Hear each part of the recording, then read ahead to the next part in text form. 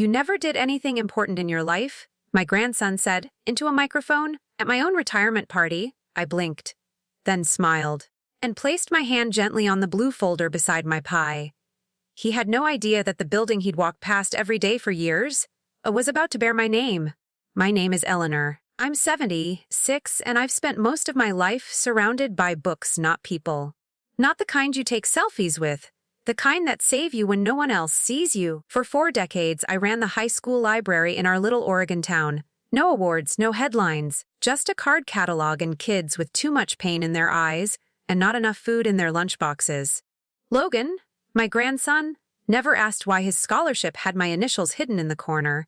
He was too busy becoming someone important. But here's what I've learned. Some legacies don't make noise. Until they do. Stay with me. Let me tell you what happened the night my entire family laughed and then stopped. And if you're listening, drop a comment with your city. I want to know how far quiet dignity can travel. The hallway always smelled like pencil shavings and dusty linoleum. Ashwood High School, 1986. 6:12 a.m. I slid my key into the library door and gave it the usual nudge. It always stuck when the rain came. The overhead lights buzzed awake, casting a sleepy yellow glow over the rows of shelves. First task, unwrap the new paperbacks. 3 boxes from a donor in Portland. Please use these for someone who needs them, the note said. No signature. I smiled. Someone always needed them. The heater clicked on. The vent over the reading nook coughed once, then settled into a low, comforting hum. I hung my coat on the hook behind my desk and slipped into my chair, the cushion still warm from yesterday. I liked the silence before the day began, before the clatter of sneakers, before excuses for missing homework, before teenage heartbreak and hallway shouting. This hour was mine, where books stood still and didn't judge, where I could prepare a safe world for kids who had none outside these walls. At 60:29 she appeared, Maya Rodriguez, 7th grade, small, trembling, her coat zipped wrong, inside out. I didn't speak. Neither did she. She drifted toward the nonfiction aisle like she'd done it every day. But she hadn't. Not until last week, when I noticed her lingering at the lockers too long, waiting for the others to leave. That morning, I left a book on the front counter. Sarah of the World of Whales Tear. The next day she returned it, cheeks flushed. Today she came back for more. She traced the spines with her finger, eyes scanning titles, lips moving but never making sound.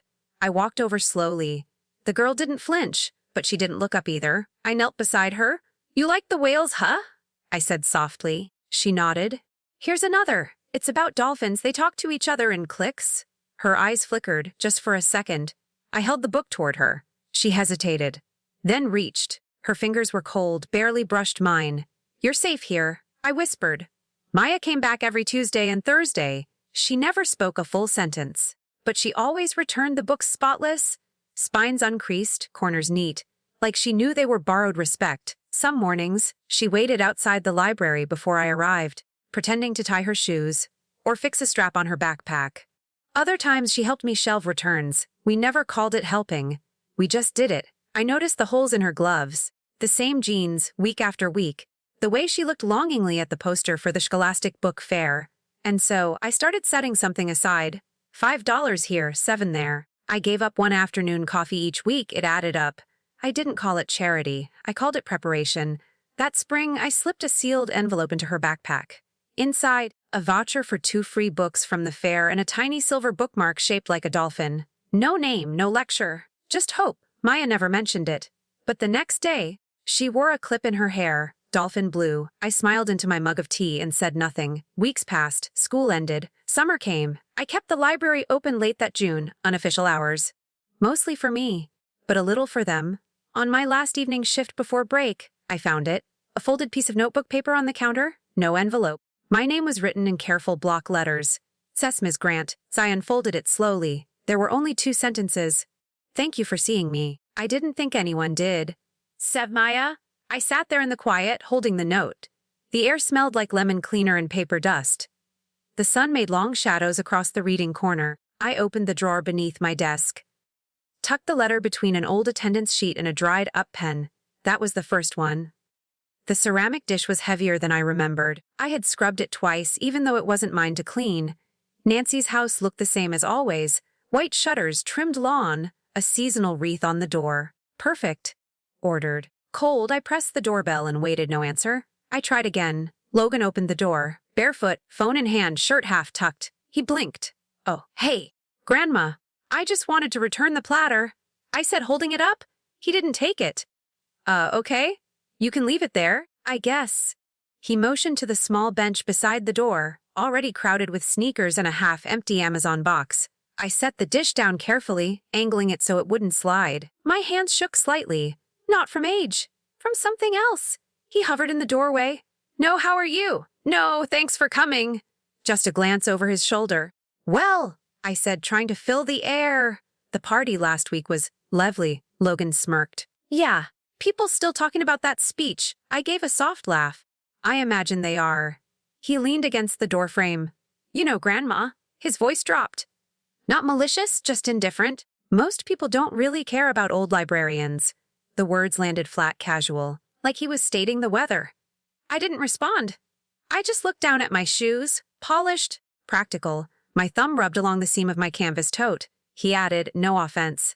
Just times have changed. People want impact, not bookmarks and shaying." He chuckled. The sun hit the porch at a sharp angle, casting a shadow across the mat. I stayed quiet. Behind him, I heard footsteps. Nancy appeared, dressed in workout gear, earbuds looped around her neck. "Mom," she said brightly. "Everything okay?" "Yes, dear. Just dropping off the dish." "Oh, good," she said, distracted, opening the mail. A pause. "You know," she added, eyes still on a coupon flyer, "maybe it's time to start thinking about downsizing. That old house can't be easy on you."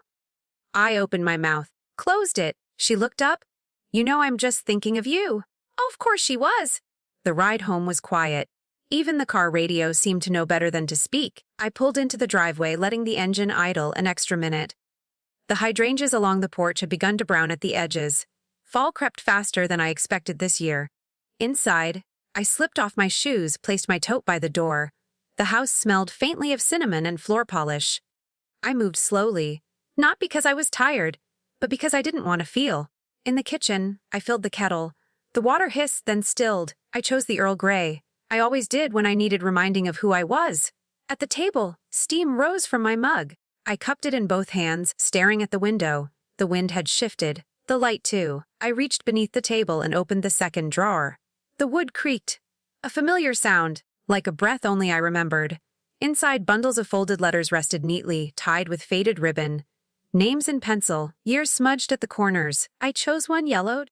Practical Jerome Tucker, 1992. I hadn't read this one in a long while.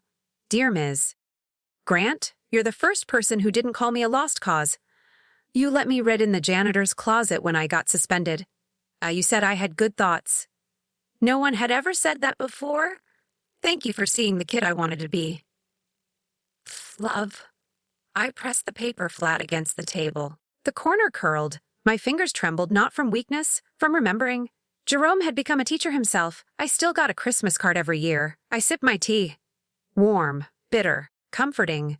The house creaked again, somewhere upstairs, or maybe just my memory settling. Most people don't care about old librarians, Logan had said, but Jerome had, and Maya, and so many others whose names I carried in ribbon and ink. I folded the letter carefully, placed it back in the bundle, re-dyed the ribbon. As I closed the drawer, I caught my reflection in the oven glass, eyes soft, chin high. I wasn't angry, but something inside me had shifted. A quiet click, I looked up, hid into nothing, and yet everything, as if some answer lived in the stillness. The call came on a Monday morning. I was pruning the roses, gloves damp with dew. Hi, Mom. Quick question. To Nancy always started like that, friendly, breezy, business behind the smile. I've been thinking, she said. It might be good to simplify some things, you know, financially. Just so everything's clean and easy down the line. I found a lovely firm in town. Just a consultation, no pressure, she added. I heard Logan in the background, laughing at something on TV. I hesitated, then said yes. The lobby smelled faintly of lemon cleaner and printer toner. Neutral walls, bland art. Too much beige. I was 15 minutes early. A receptionist in a navy suit handed me a clipboard. There's a brief portfolio for you to review, Ms. Grant, just so the attorney can tailor his questions. She smiled like a flight attendant. I took the folder and sat near the window. Outside, the clouds stacked like folded laundry. Inside, everything felt too bright, too quiet. I opened the folder, thin pages, legal-sized. First page at Assets Summary. legacy and scholarship accounts, joint oversight. My name. Nancy's name. Co-signer since 2015. I blinked. That couldn't be right. I never added her. I would have remembered that. I turned the page, withdrawal log. 10 transactions over 18 months. Labels Vafer. Reclassification. Custodial support. Amounts large. Too large. 12,001, 18,500, 6,200. The balance of 142.76. A tightness spread across my chest like a drawer stuck mid-slide. I turned back, looked at the fine print below the signatures. Hers? S. Nancy Whitman authorized access initiated 08/8/2014/2021, and I pressed 2 fingers to my forehead. Not dizzy, not angry, just hollow. I could still see the ledger in my mind, handwritten columns, names of children, little stars next to each tuition paid. And now? Reclassified. Administrative. Gone. I looked down at my hands. The paper edges had left tiny red grooves in my fingers. I hadn't noticed I was gripping it that tightly. From across the room, the receptionist called Ms. Grant. They're ready for you? I didn't move. Not yet. I was still trying to remember when trust had turned into paperwork. The meeting room was glass, walled and too clean. No fingerprints, no smudges, no trace of real life. Nancy sat across from me, legs crossed, pen in hand like a substitute teacher. The lawyer, Mr. Henley, was polite, gray-haired, efficient. He slid a single-page document toward me. This is a basic financial power of attorney, he explained. No pressure. Just gives Nancy access to help manage things should the need arise? Nancy added. It's just in case, Mom. So you don't have to worry. You know, with the house, the accounts, everything gets complicated later, I nodded. The paper trembled slightly in my hands, or maybe that was me. I'd like to read it more carefully, I said. Of course, the lawyer replied. Nancy's smile didn't fade, but her eyes tightened. Sure, take it home. We just wanted to get ahead of things. After the meeting, I didn't go home. I drove across town to the branch of Citizens Bank I'd used for 30 years. The manager, Mr. Fields, recognized me instantly. Ms. Grant. Haven't seen you in ages. Still running that scholarship program? I forced a smile. Something like that. He offered a private desk. I handed him the folded withdrawal log I'd copied from the attorney's folder. I'd like to understand what happened to this account, I said softly. He reviewed the documents, brows furrowing. Then he typed a few things into his terminal. The screen's glow turned his face pale. Looks like in August 2021, per a notarized request, the account was converted to joint ownership. I didn't respond. He scrolled again. And yes, the funds were moved incrementally over the past year and a half, all within authorized access. The signatory added was your daughter? I nodded once. Do you recall requesting this change? He asked gently. No, I said. But I suppose she thought it was for the best. He hesitated. I'm sorry, Miss Grant. I smiled. I'm not. I thanked him. Declined a printed copy? I didn't need proof. I already had the truth. Outside, the sidewalk was slick with fresh rain. The sky hung low, the kind of gray that made everything look quieter. I stood under the bank's awning for a long moment. People passed without noticing. No one looked twice at the older woman with the canvas tote and steady hands. I wasn't shaking. I wasn't crying, but something inside me had gone still. Settled. They didn't need me, not really. Just what I'd built. Just what they thought I wouldn't miss. The tea went cold on the counter before I remembered to drink it. Outside the window, squirrels chased each other across the brittle fence. But the house was still, silent in the way only houses get when no one calls. I checked my phone again. Nothing. No text. No missed call. No, hey, Mom. Just checking in. And not even a group photo from Emily's birthday party. I had learned about it from a neighbor's Facebook post. A snapshot of pink balloons, backyard lights, and my granddaughter, mid-laugh. She was wearing the cardigan I'd given her last Christmas, the one with the tiny embroidered stars on the cuffs. They didn't mean to exclude me. I told myself that. Maybe they thought I was tired. Maybe they assumed I wouldn't want to come. Maybe they didn't notice I wasn't there. I carried my tea to the living room. It sloshed a little, staining the rim of the mug cinnamon. Too much this time. The couch dipped gently under my weight. I reached under the cushion and pulled out the wooden box. The letters inside had grown more fragile with time. Some edges browned, others curling. I opened one at random, a boy's handwriting, all caps. Green ink. Ms. Grant, you let me borrow books even when I had no card. You said rules matter, but people more. That's why I come here, Marcus. 1997. I smiled. Barely. Then folded it back. Another letter slipped out as I placed the bundle down. Smaller than the others. faded blue paper. Asked Daniel 1998's I remembered that week. 3 parents had complained I was encouraging defiance because I let students read comics in the reading nook. The principal had called me in, suggested it might be time to reevaluate my methods. I almost quit. But Daniel, quiet, serious Daniel, left a notebook on my desk that Friday. Inside he had written, "This is the only place I can breathe." No name, no signature. Just that line. I had stayed another 10 years. I looked up from the page. The living room clock ticked slow and steady. The air tasted like dust and cinnamon. Nobody called. Nobody came. But Daniel had breathed here, and Maya and Jerome. And maybe that was still enough. The envelope was cream-colored and handwritten, not a bill, not a catalog. I turned it over curious. Olivia Tran, MD, Zakin, return address, Sacramento, California. I blinked. That name. Familiar in a way that stirs just behind the eyes. I sat at the kitchen table and peeled it open slowly, careful not to tear the flap. The paper smelled faintly of lavender soap and travel. Dear Ms. Grant, you may not remember me. My name is Olivia Tran, Olivia Vu when I was your student. I was in 8th grade in 2003. I used to sit by the back shelf with the blue bean bag. You always let me stay late. I told you it was because I liked the books. That was only half true. The real reason I stayed was because I didn't want to go home. Things weren't safe there. My father, well, he wasn't kind. And my mother turned her face away from too much. But you looked me in the eye when I entered the room. You called me by name, even when no one else did. You told me I mattered. You let me sit in silence. And you never asked me why. That was the safest I ever felt as a child. I paused. The breath caught between my teeth. The house was silent except for the faint hum of the refrigerator. Sunlight stretched across the floor, striping the tiles in warm gold. I kept reading. I'm writing to tell you that I became a therapist. I work with children. Some of them are like I was. Most don't trust adults. But when I talk to them, I remember how you treated me. With patience, with dignity, without asking too much too soon. You didn't save me loudly, but you saved me. I hope life has been kind to you. I hope you still drink tea in the mornings and straighten crooked books. I hope you know you made a difference. Tafi with all my heart. Olivia, I held the letter in both hands. No tears, just stillness. Something settled deep in my chest. Not pride, not sadness. Something gentler. I rose, walked to the living room, and pulled the folder from the side table, the same blue folder from the retirement party, the same one they all rolled their eyes at. I slipped Olivia's letter in front. No ribbon this time. Just intention outside.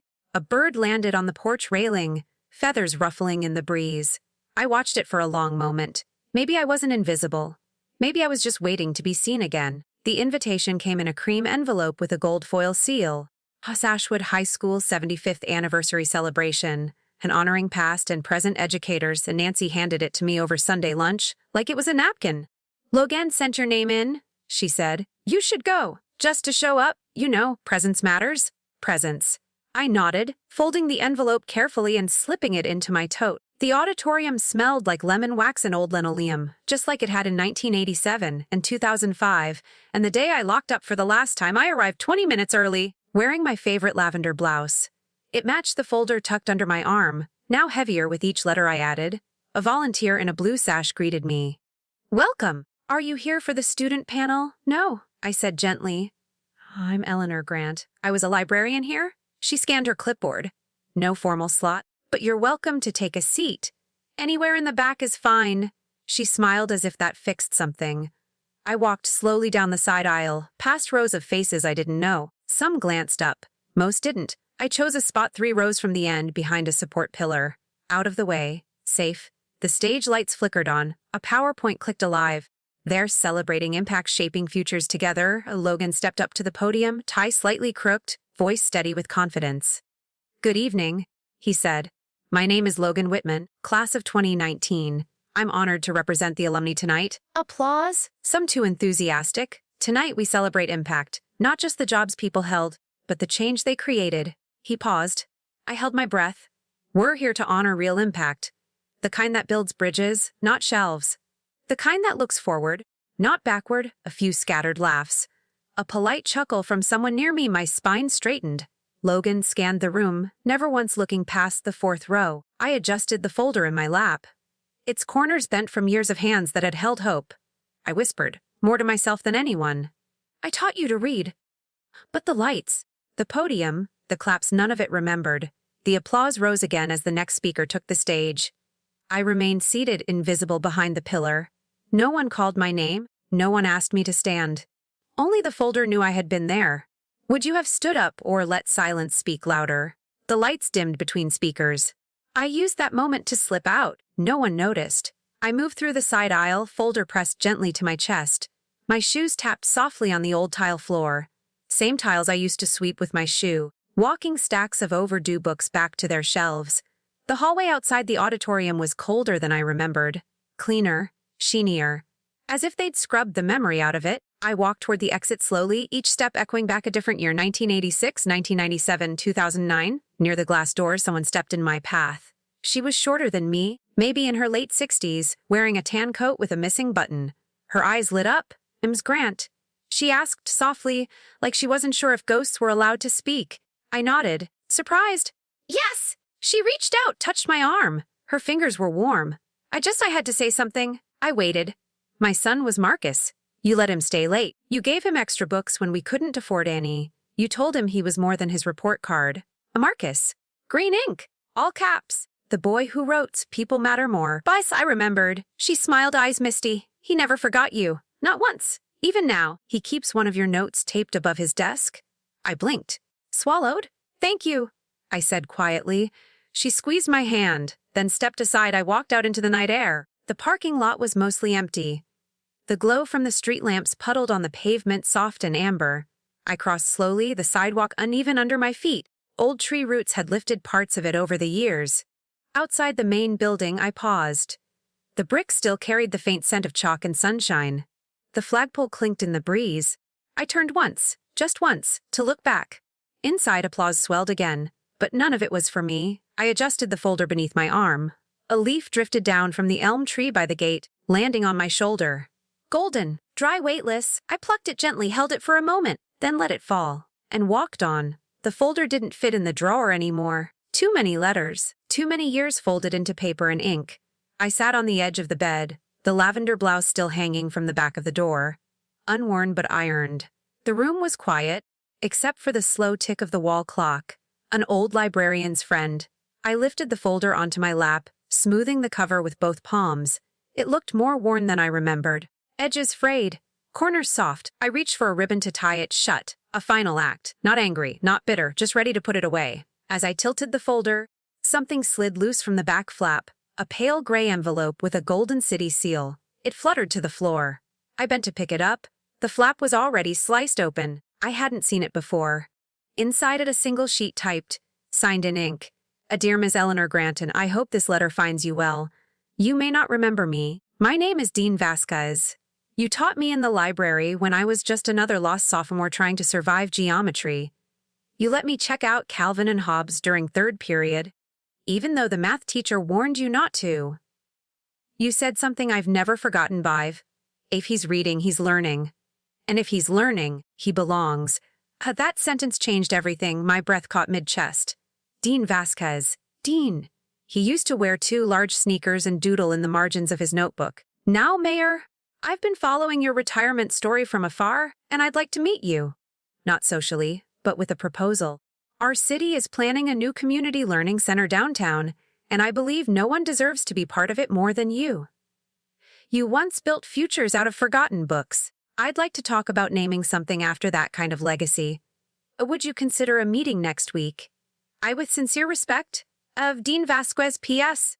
I wouldn't be where I am without your corner shelf. I held the paper still, like it might dissolve if I breathed too hard. The house stayed quiet. But inside me something shifted. I didn't smile. Not yet, but I read the letter again out loud, just to hear it. And this time I didn't whisper. The Chashian didn't look like much from the outside. Gray stone, square windows, 2 faded flags fluttering in the wind. But the inside smelled like pine floor polish and fresh paper. I was 10 minutes early. A young woman at the front desk offered a gentle smile. "Mayor Vasquez will be right with you, Ms. Grant." I waited on a wooden bench near the window, watching a pair of pigeons hop along the fountain rim outside. When the door finally opened, Dean looked almost exactly as I remembered, taller, sharper around the jawline, but still with that nervous energy in his eyes. "Ms. Grant?" he said, offering both hands. Thank you for coming. I figured it was time, I said. His office was simple. 2 chairs. A small table between them. A kettle steaming beside a ceramic tray of mismatched mugs. I wasn't sure if you still drank tea, he said, pouring carefully. Mint okay? Perfect. We sipped in silence for a moment. Then Dean leaned forward, voice lower. I've been thinking about this for years, he said. About what kind of space I want to leave behind? I nodded, waiting. It won't be a library full of rules, he smiled. It'll be a place full of welcome. For the kids who talk too much, for the ones who are too quiet, for the ones who don't get picked for anything. I felt my chest tighten, softly. Dean set down his mug. You were the first adult who called me curious, instead of disruptive. I didn't know what that word meant until I looked it up. I remember the dictionary you pointed to, second shelf, far right, he laughed. It changed everything. I didn't speak. Not yet. So, he continued, we're building a community learning center. Not just a building, but a space with music books, quiet nooks, open tables, and no bells. His eyes found mine. And I want to name it after you. My breath caught. Not because of what you did, he added, but because of how you made people feel. Unseen people. Forgotten ones. He leaned back. But I won't do it without your permission. The room felt warmer somehow. Or maybe it was just the tea. I placed my hands on the rim of the cup, letting the heat settle into my fingers. Thank you, I said softly, for remembering I was there. He didn't fill the silence. He let it stay, like I used to. And in that quiet, a legacy began, not with applause but with presence. The clock read 1:07 a.m., but time felt irrelevant. The house was still too still. Even the wind outside had quieted. I rose from bed, careful not to creak the floorboards. Old habits. My husband used to call it my ghost walk. In the kitchen, the nightlight cast a warm pool across the tile. I filled the kettle out of reflex, then let it sit cold. I wasn't thirsty. I just needed to feel something move. The dining table held a thin layer of dust on its far edge. I ran a finger through it. A straight line, like punctuation. I wandered to the living room. The bookshelves greeted me like old friends, some sagging slightly, others still proud. I paused at the mantel. There, beside a dried lavender bundle, was the framed photo from our 25th anniversary. He had crow's feet from smiling too much. I had lipstick too red for my age. He used to say, one day they'll understand Elle, but it might be too late. I had laughed then. Told him he was dramatic. He just kissed my temple and said, not dramatic. Just early. The night pressed in closer. Outside the street lamp buzzed, blinking like it couldn't quite decide whether to stay awake. I sat at the desk, pulled the drawer open. Inside a small stack of unused stationery. White crisp, bordered with blue. I stared at it for a long time. Then reached for a pen. Old metal, heavy in the hand. I didn't know exactly what I would write, but I knew white. Because silence had started to feel less like peace and more like surrender. And I wasn't ready to surrender. I clicked the pen, let the tip touch paper. The first word came slower than it used to. But it came. The letter to Dean wasn't long. Just 3 paragraphs. I told him I would be honored to support the new library, that I believed in quiet spaces with loud purpose, and that I had once taught a boy to find the word curious when the world kept calling him trouble.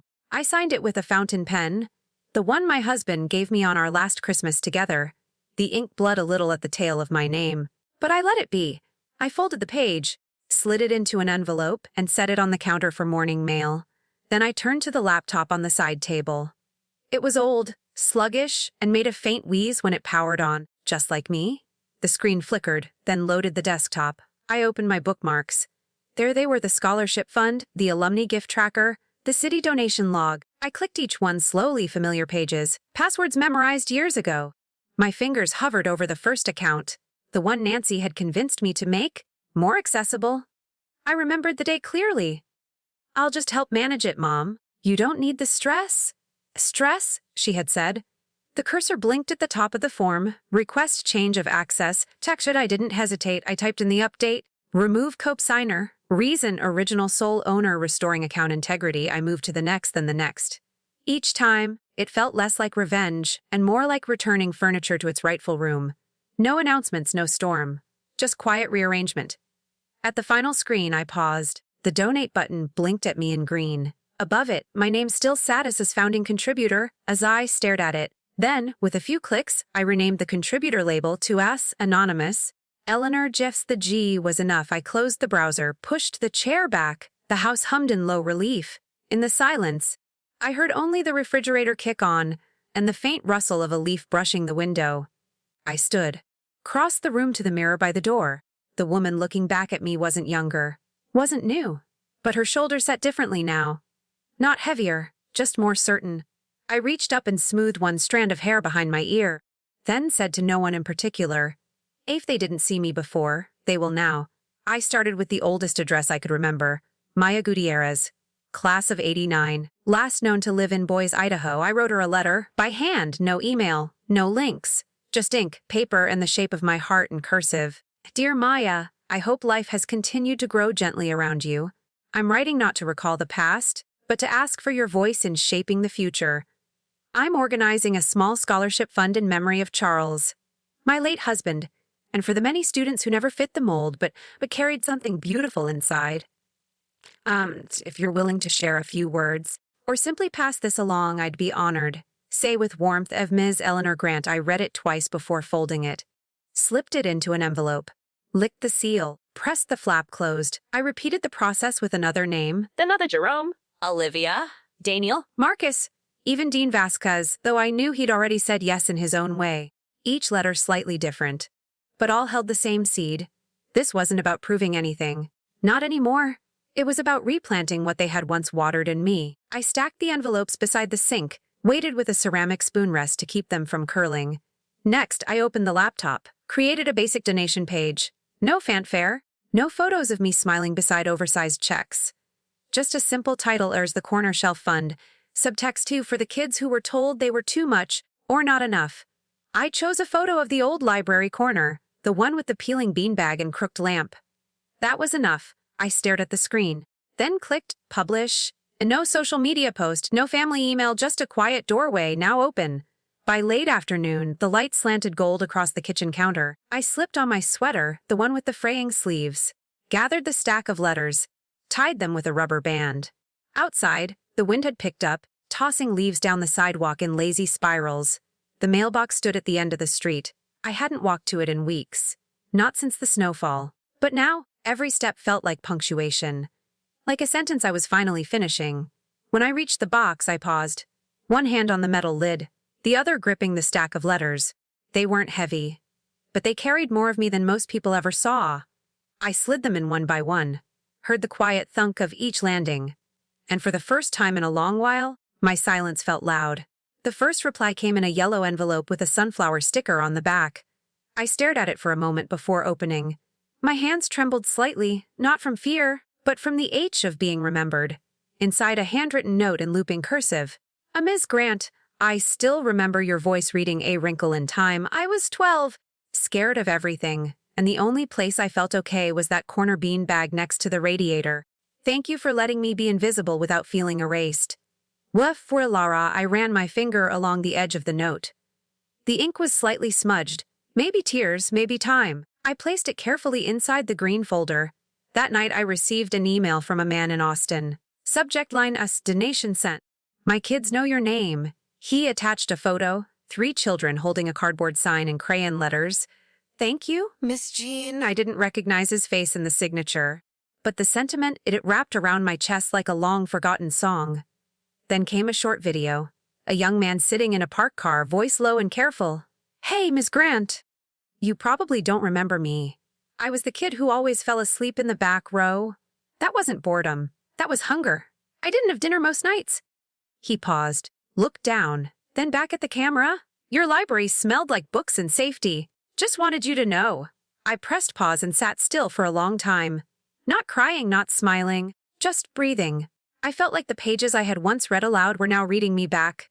By Thursday, I'd received 15 letters, 8 emails, 4 checks, 2 anonymous, 1 watercolor painting of the old library's sunlit window, the corner shelf tilted always, but steady. So I made a decision. I called the high school's admin line. The voice on the other end was new, young, cheerful. I asked, softly, if the community room beside the library was still available for evening events. It was. No questions asked. I booked it for the following Saturday. Then I opened a new Word document. Titled it Corner Shelf Poster Final. The Corner Shelf Gathering, a quiet celebration for loud hearts, and Saturday 6 p.m. Ashwood High Library Room B, open to all former students, educators, and anyone who's ever felt unseen.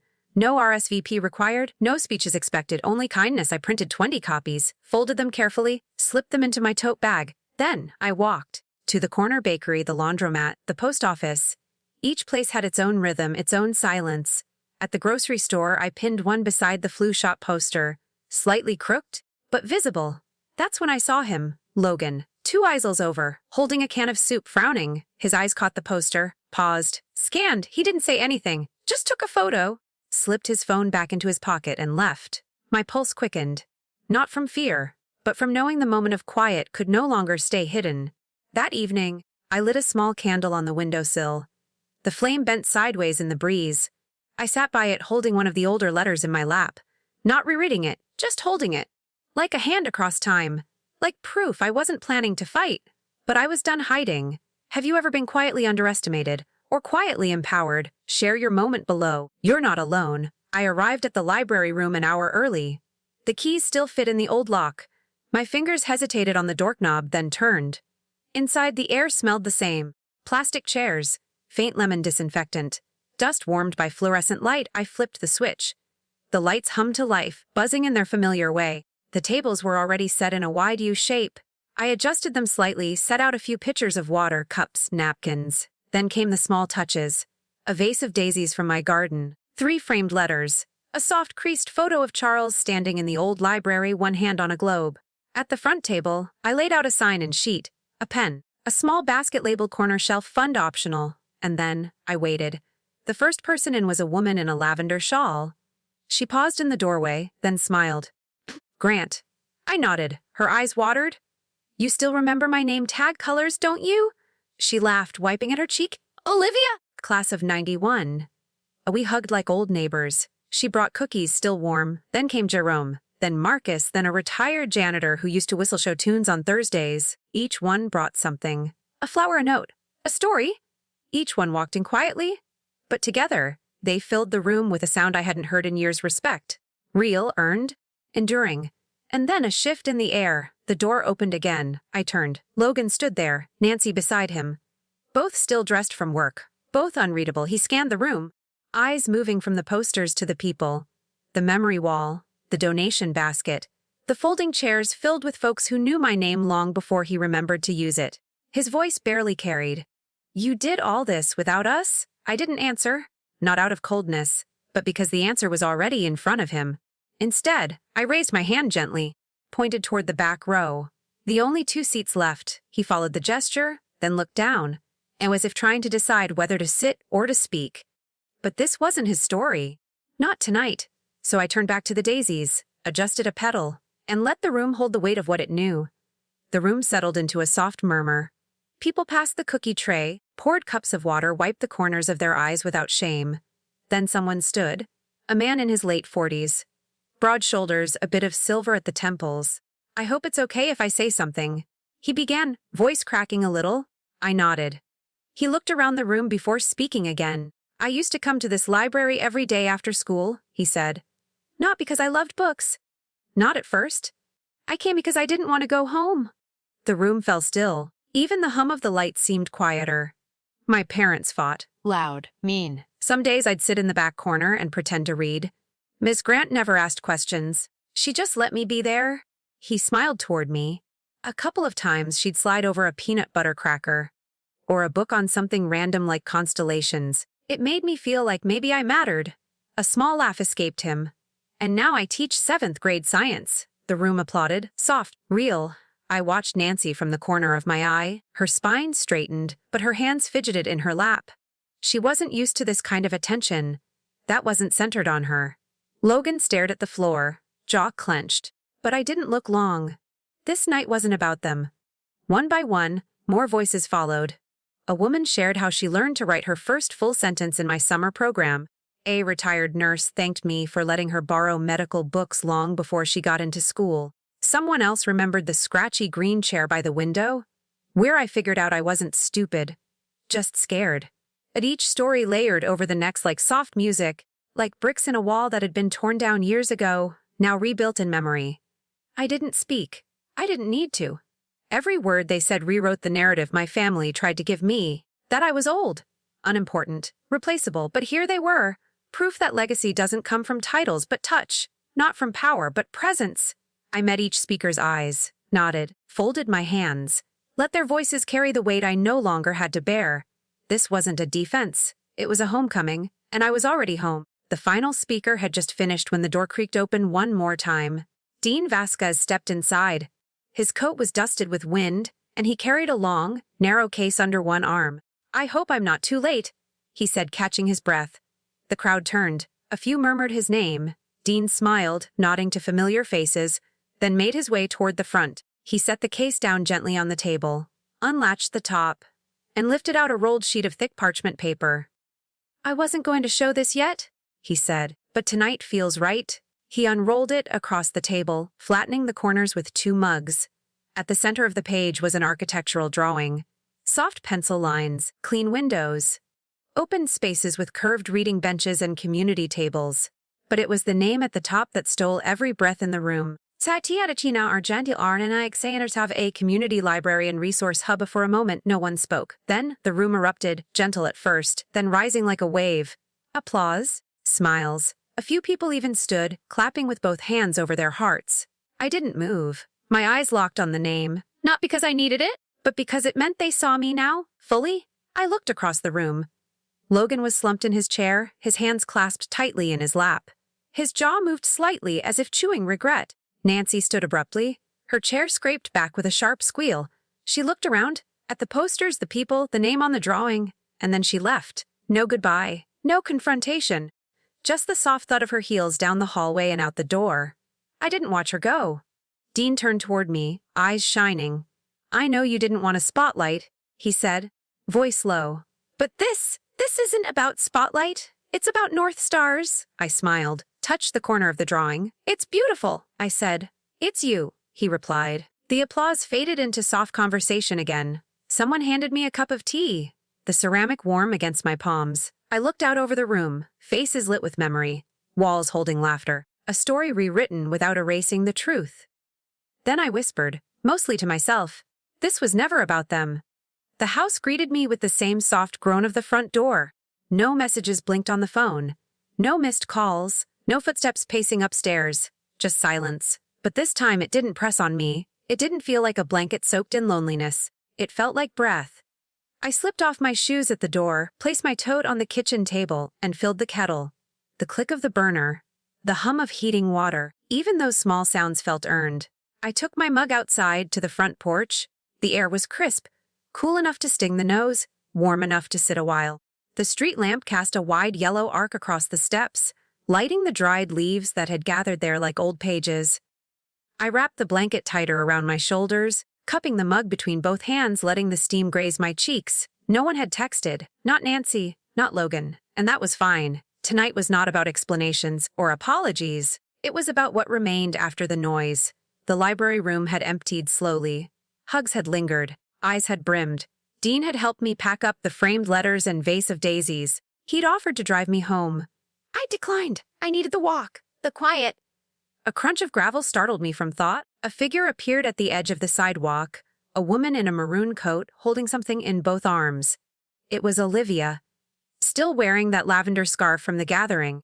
"I hope it's okay," she said softly. I didn't want to leave this at the school. She stepped up and placed a small potted plant on the porch railing. Bright yellow chrysanthemums. "And a card tied to the handle?" "I won't stay," she added. "Just thank you for seeing me when no one else did." I reached out, touched her hand for a moment. Warm, real. "Good night, Miss Grant. Good night, Olivia."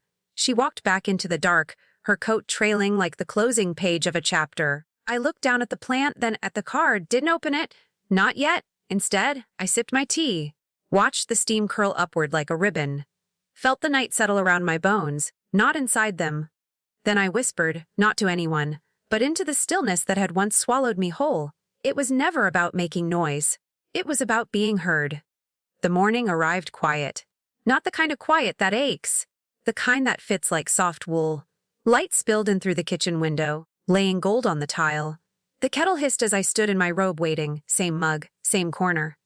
But the weight in my chest had shifted, not gone, just gentler. I opened the front door in slippers. The newspaper was damp with dew, and tucked beneath it a large cream-colored envelope. Dean's handwriting. Teddy, slightly leaning forward, always eager. I brought it inside, peeled the flap open with careful fingers. Inside was a folded letter, and beneath that, a glossy photo. The rendering of the new library. Wide front steps. Glass walls that welcomed light. Children's reading nooks under soft pendant lamps. A garden terrace tucked behind the east wing. In bold serif type across the top arch, The Eleanor Grant are learning lives quietly. I let my fingers rest on the words.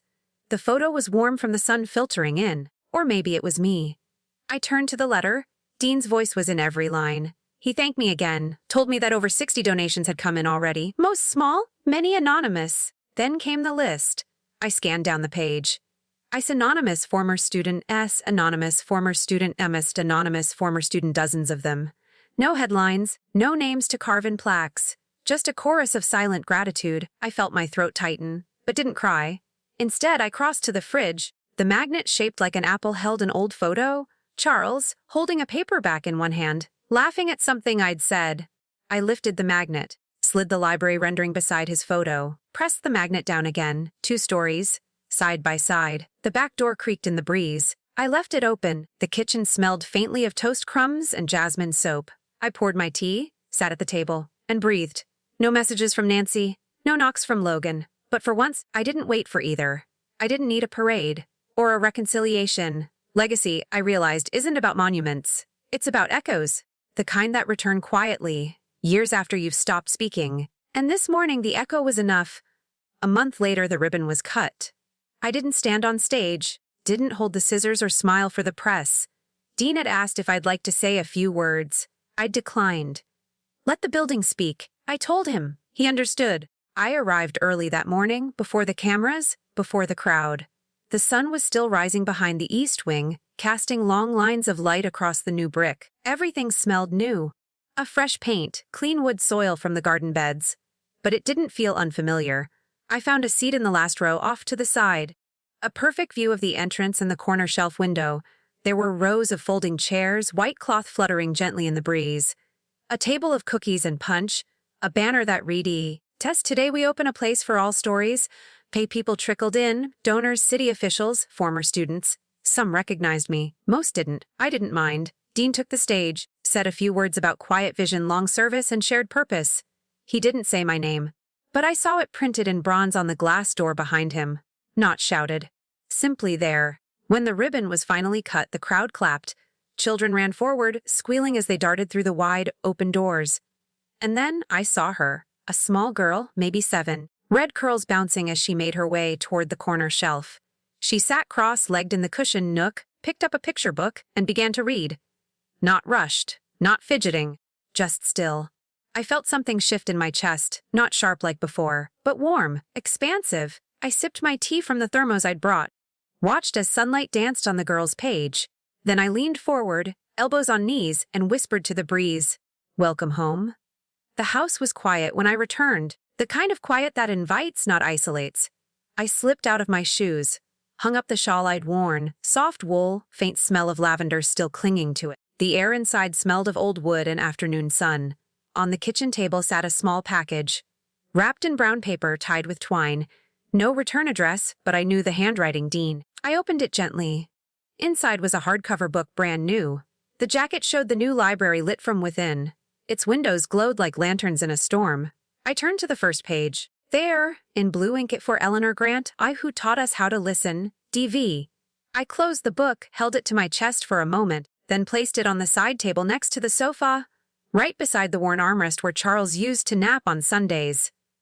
The window was open a crack, letting in the soft rustle of leaves and a distant lawn mower. I left it that way. Then I pulled the small leather notebook from the drawer, the one I'd kept tucked behind recipe cards and unpaid bills for years. Inside were library records, notes from students, a pressed bookmark from Olivia with a doodle of stars. The last page was blank. I picked up my pen, paused, then wrote, Some stories don't end, they become rooms others live in. I let the pen rest there, its weight no longer heavy. Outside, a breeze lifted the curtain, casting soft shadows across the page. The light moved like breath. Slow and sure, I leaned back. Let the cushion cradle me. Let the years wash through and settle like dust that no longer needed wiping away. I didn't need applause, or plaques, or reconciliation that never came. I had something better. I echoes that spoke louder than noise. Faces I remembered, voices that had finally found their way back. I closed the notebook, tucked it beneath the book Dean sent. Then I whispered, to no one and to everything all at once. I was always listening. I didn't set out to prove anything. When Logan laughed at my retirement party, when he reduced my 4 decades to a punchline, I didn't plan a grand response. I just carried a green folder, a quiet folder, one filled with voices that mattered more than applause, voices that remembered.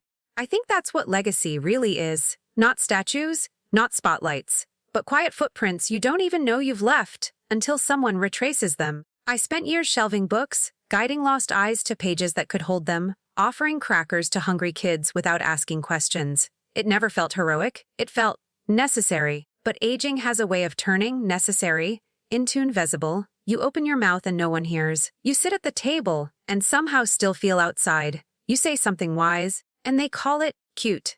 Hey, for a while I let that silence wrap around me like a second skin. Let myself believe that maybe they were right, that maybe I was done. But dignity doesn't disappear just because others stop seeing it. It waits, in corners, in dusty files, and the quiet courage to speak again. I didn't raise my voice at that fundraiser. Didn't throw accusations or chase apologies. I didn't need to. Because when a room is filled with people who remember who you were and still feel who you are, that's justice. Not loud, not vengeful, just undeniable. And Nancy, Logan, they didn't change, not really. But I did. I stopped waiting to be included, stopped asking to be seen. And in that stillness, I found something more powerful than approval: peace. And in peace, a kind of joy I hadn't tasted since Charles held my hand at the old library's winter concert.